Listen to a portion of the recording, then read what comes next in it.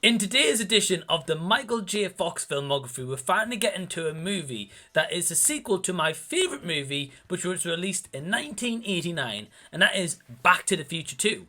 But I'm not in this alone. I'm going to be joined by multiple guests, but stick around and find out who they are and what they have to say.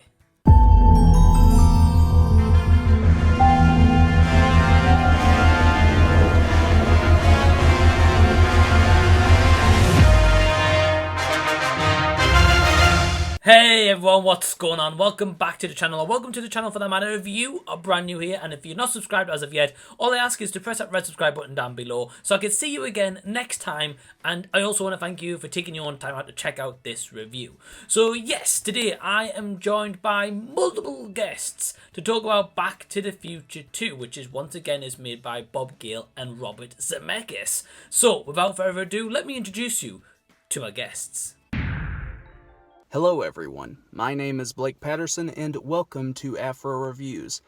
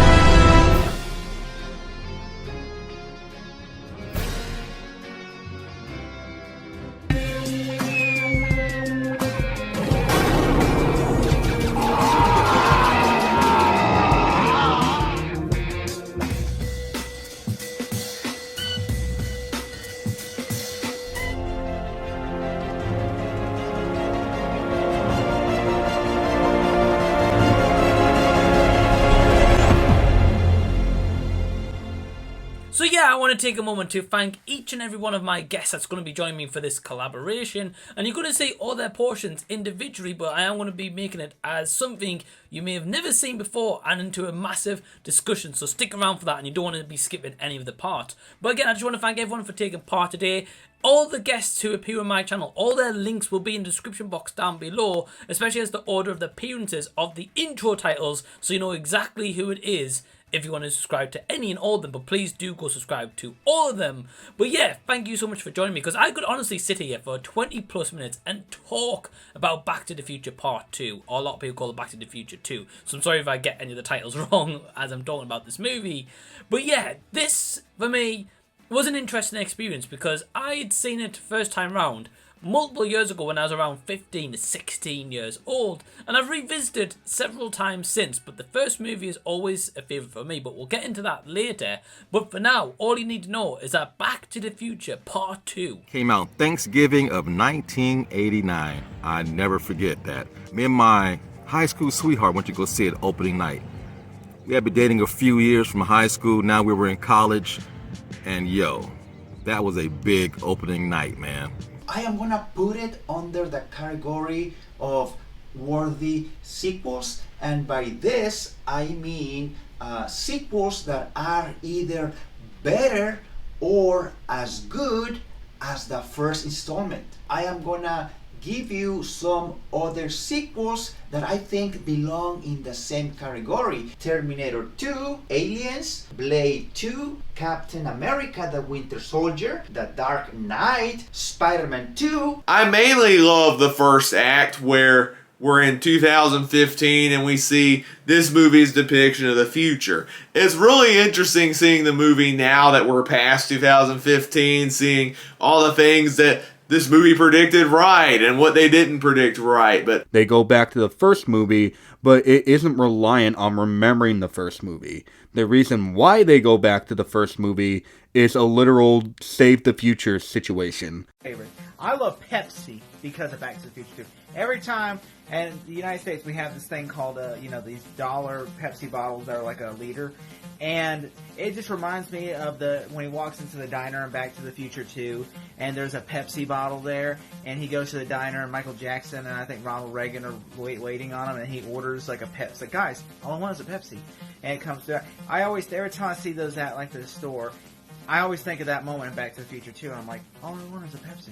Like, you know, I love Pepsi because of that movie. I also, every time like I play Cyberpunk, I always want to dress like Marty McFly and with the jacket, you know, and with the one sleeve. I'm like, hey, I'm walking here. Audiences witness hoverboards, a Donald Trump variation of Biff Tannen, and television sets where people can communicate with each other. We're going into the future, which is now our past. Crazy to think that you know, when this movie came out, the future that they were thinking of was 2015, and then now we're in 2022. I can't imagine what it would be like at the time to have seen this film when it came out, and to actually think this is what 2015 would have looked like. It definitely did not look like that in 2015, but they did get a few things right, especially in terms of the TV screens, you know, the FaceTime, the nostalgia cafes. We have all that now, definitely.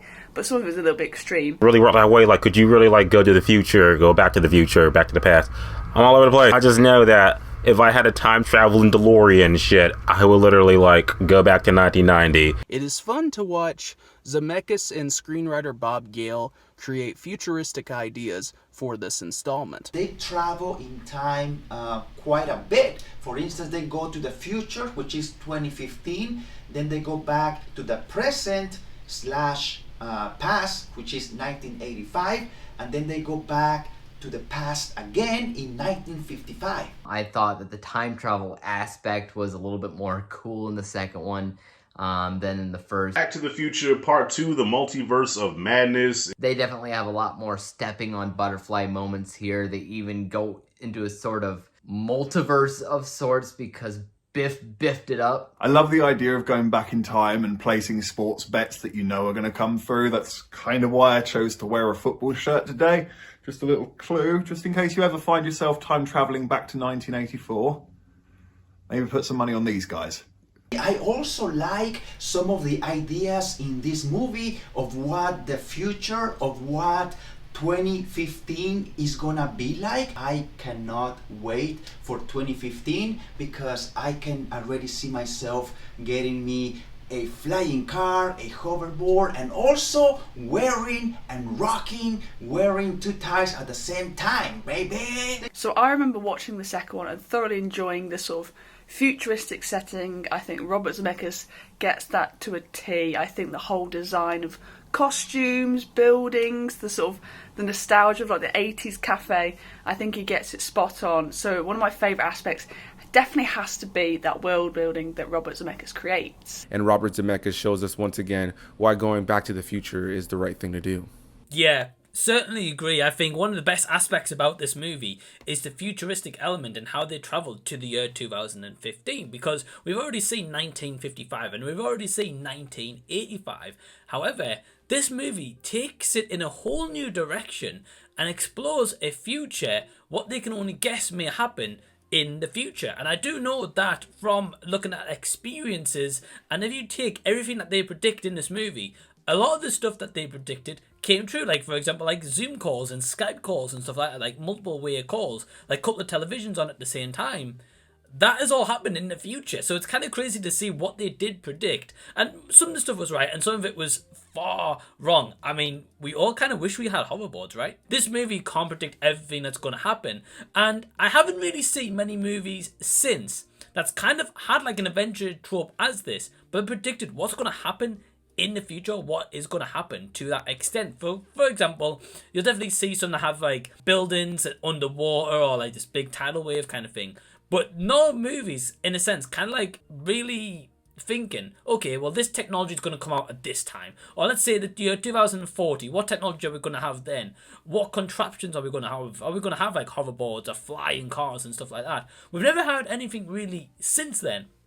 And one thing I really admire about Back to the Future 2 is the fact that they went bold, they went like balls to the wall with this concept, and they ran with it for the first half of the movie. And for that, I was really sunk in and invested, being like, wow, well, what are they going to do different?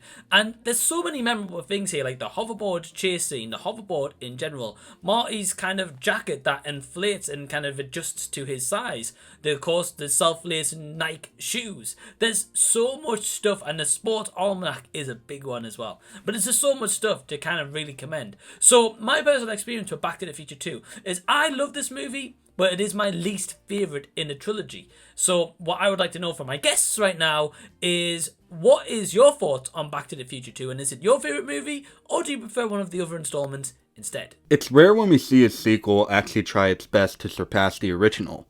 Such the case with Back to the Future Part 2. Yes, everyone loves the first one, but what if we added more layers to this one?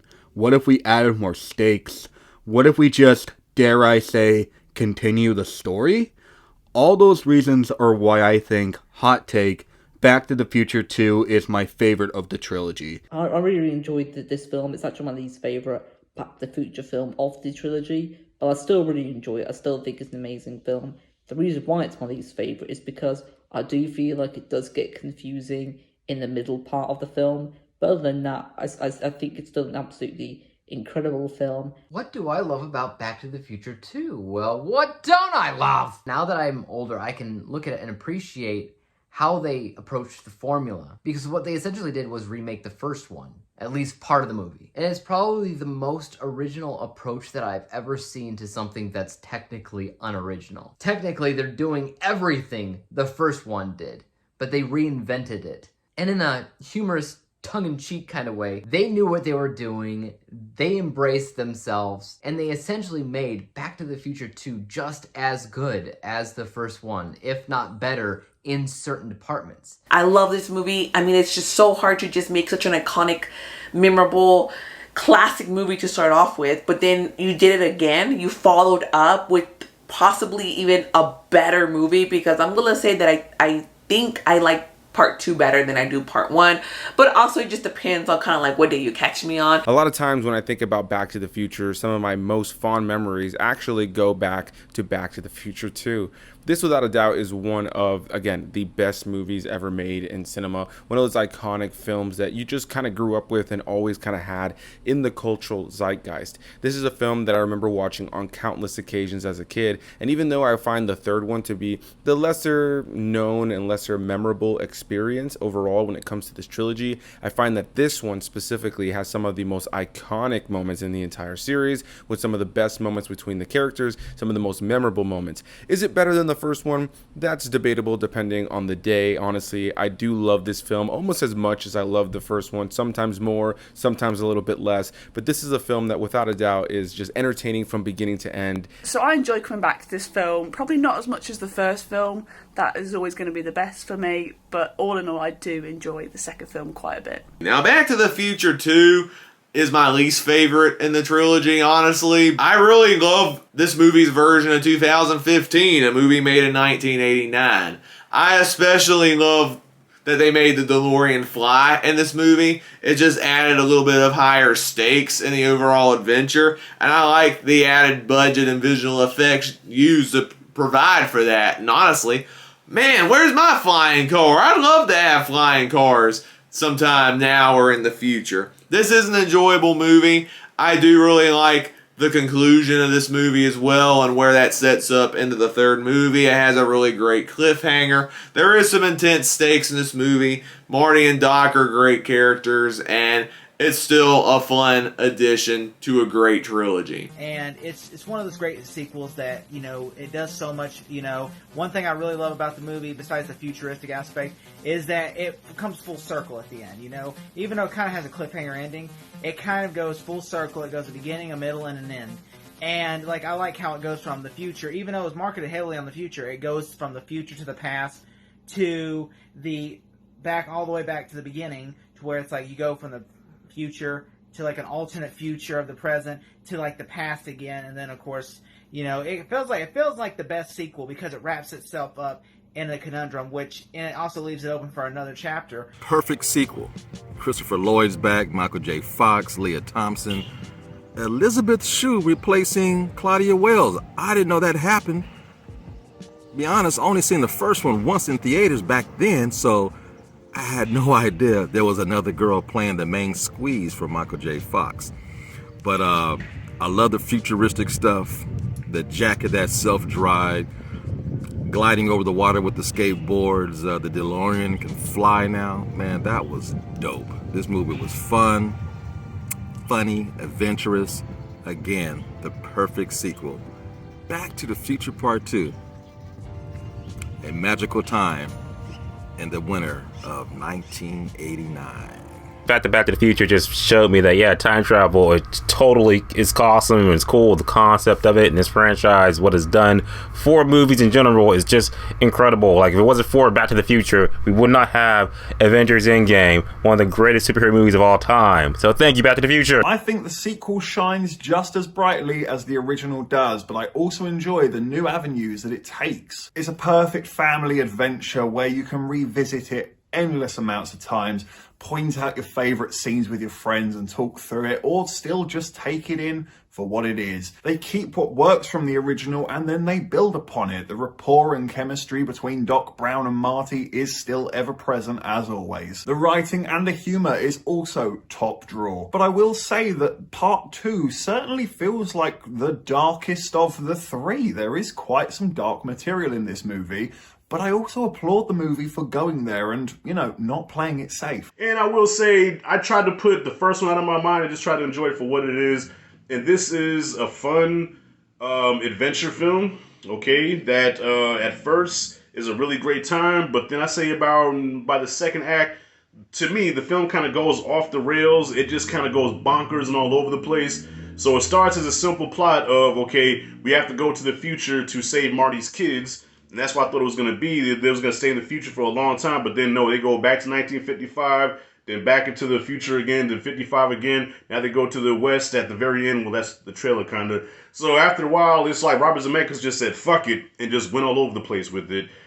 So, though a good time, it just didn't have the heart of the original. It didn't have none of the charm of the original movie. That's why I think I didn't really take this movie that seriously. This is kind of a slapstick, kind of zany adventure, time travel movie. That was the first multiverse movie before the multiverse even started. Okay, so I will give it that. Upon its original release, Back to the Future Part 2 was considered as a lesser sequel to the 1985 classic. While the film is gratuitous and it lacks the perfect timing of the first film, Back to the Future Part 2 is full of escapist charm. It has the kind of charm I believe is missing from Robert Zemeckis' contemporary work. Back to the Future Part 2 is one of the few great sequels you are likely to find. And if you've not seen this one, and if you've not seen any Back to the Future films, you gotta do yourself a favour and watch them. I saw Back to the Future at a young age because my dad is really into 80s movies, and of course I loved it, but when I saw Back to the Future 2 around the same age, it taught me exactly what a sequel should do. Just continue the story. If I had to compare the two, I would probably just say that the second one's my favorite, the first one's done better, technically. Some very vast opinions, and I like how some people like this better than the first movie, and some people prefer part 2, which is kind of crazy because I love how we've all seen the trilogy, but people have different perspectives, and I really admire that, and I think there's some great reasoning throughout and some very valid points made in here to kind of differentiate the opinions of preferences of the movies, and that's really, really cool for me. So yeah, as I say, I prefer the first movie, but I do respect part 2 for what it did and kind of the legacy it continued on to make part 3, because initially they weren't going to make a part 2 or 3, and the to be continued credits that you see at the end of the first Back to the Future movie was added on at the VHS ending, because that's when they kind of got the green light from the studio to make more, and the studio wanted more movies. So yeah, this wasn't actually supposed to be. But one thing that I love about this is the characters in Back to the Future Part 2. Because of course we've got Marty and Doc returning, their chemistry is still off the chart. It is one of the best duos in cinematic history. And I think that can be very up for debate if they are the best for that matter. But of course you've got Thomas F. Wilson playing Biff Tannen and Griff as a younger version as well, and he's got as the old man Biff as well. So he definitely kind of accumulates the fact of Michael J. Fox, of course, plays different parts in this movie as well. He plays some of his family members. Crispin Glover's replaced as Jeffrey Weissman due to kind of a lawsuit battle, which is kind of some crazy behind the scenes stuff. If you haven't read about it, I definitely highly recommend you doing so. But this movie just offers so much in terms of the casting and the kind of direction that it goes, and kind of the darker route as well that this movie takes. So what I'd like to know from my guests is, what are their thoughts on the casting? Did they think that it was a solid job once again, or did they think maybe it wasn't quite a hit? The story, the characters, the writing, direction, the soundtrack for the film, they are all done absolutely incredible here. And here is a picture of my mini Back to the Future collection. It's not much of a collection, but it's a growing collection. This is the film where we sort of cross over to the actual title. We actually get Back to the Future. And in this film, we sort of have a lot more details and sort of layers added to the first film, the film that you loved a lot. They add a lot more onto this and make you look at that one completely different in terms of characters and where they're at. Everyone is brilliant in their younger and older roles. Thomas F. Wilson, in particular, is having a blast as Biff and Griff. However, it is unfortunate how Crispin Glover is not in this film. In my opinion, Glover could have made this film even better. Still, and I thoroughly enjoy the weight of the consequences in this movie. You'd think Marty's going to get away with it. He's Marty, he's the main character, but no, my god, does he pay the price for it in this one. Biff is a great villain in general, but I think this is the one where he shines the most. Michael J. Fox does a great job. He even plays multiple characters here, so before Eddie Murphy got the clumps, Michael J. Fox played all the McFlys. Absolutely incredible hearing from my guests about the cast choices and their kind of in-depth, detailed thoughts, and why this extra layered movie of Back to the Future Part 2 really needs to be experienced for yourself, and especially if you haven't seen them in a while, definitely to put it on your TVs, whether it's on digital or whether it is on physical media, definitely worth a rewatch for sure. So the kind of final thing I want to know from my guests is, Back to the Future Part 3, of course, we're not here as such to discuss that, but what is kind of your conclusion towards the end of Back to the Future Part 2, leading into that third movie, and maybe your anticipation or thoughts at that moment when you first checked out this movie? I'm curious now how the third one's going to play to me, because I really don't remember the third movie, but from what you told me, the third one is better than the second one in your opinion. I think that's what you said. So yeah, y'all, Back to the Future Part 2, decent time, nowhere near as good as the first one, but I think if you put the first one out your head, I think you will enjoy this one a lot better. That's it and that's all. I'll give Back to the Future Part 2, I'll give it a C.